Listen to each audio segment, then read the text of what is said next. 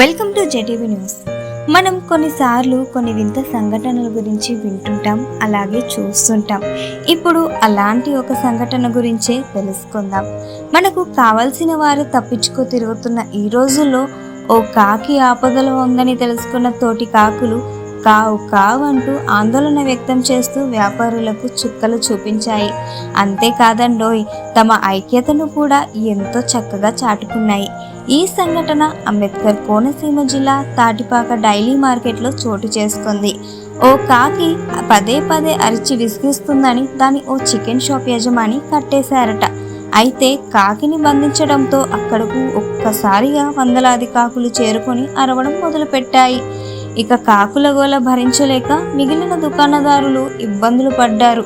ఇంకా చేసేదేమీ లేక కట్టేసిన కాకిని కాస్త చికెన్ సెంటర్ యజమాని వదిలేశారు. ఇదండి ఈ కొత్త స్టోరీ.